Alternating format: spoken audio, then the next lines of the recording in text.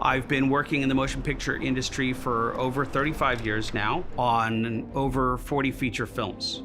Very fortunate to have worked on the Star Wars series, Jurassic Park series, Terminator series, Matrix series, a lot of the big franchises.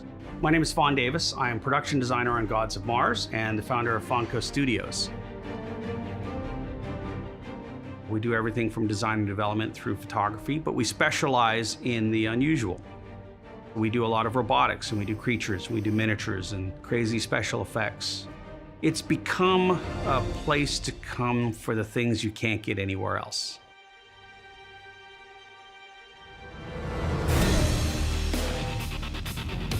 Gods of Mars is about the colonization of Mars gone horrifically wrong because people are involved.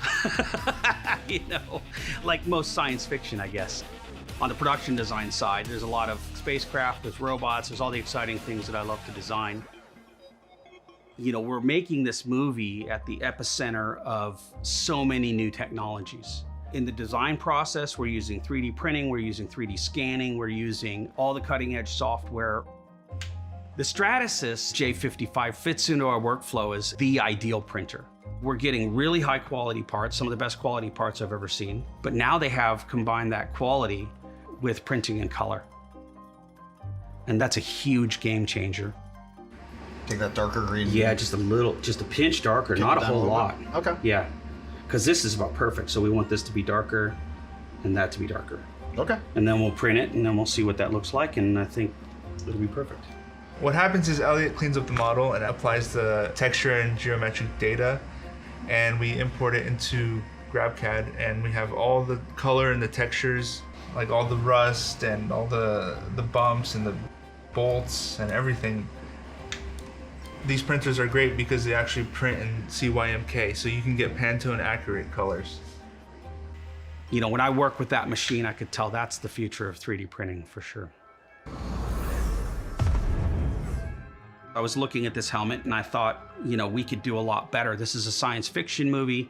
We took advantage of the fact that we have all these tools at our disposal, and we very rapidly changed the design of this helmet.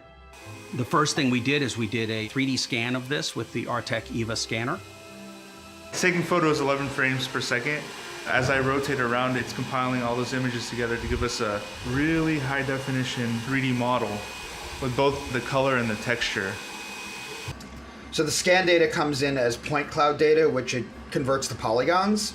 And now what I can do is take this and simplify it and make it into a cleaner mesh that's easier to work with. With the Cintiq, it's really easy to do in Maya. Then from there, I went on and I created this back piece, which has all kinds of little details in it.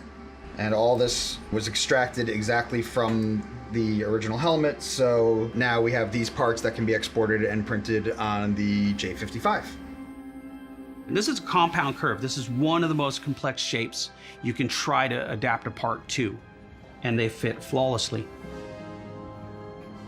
So we're able to just power through this design very quickly. In the next pass, we'll probably print them in color. Once we glued all the parts on, we did the paint job, that was it. We had our new helmet for the movie. I think this technology just, as an artist, frees you up to focus on the art.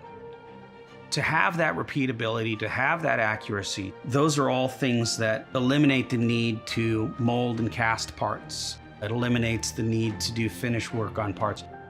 That's a big deal. So the technology doesn't put people out of work, it just elevates the quality of our work. You know, so don't be afraid.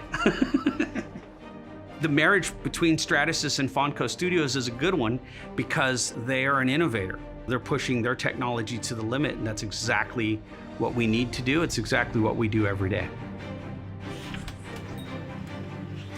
Bye for now.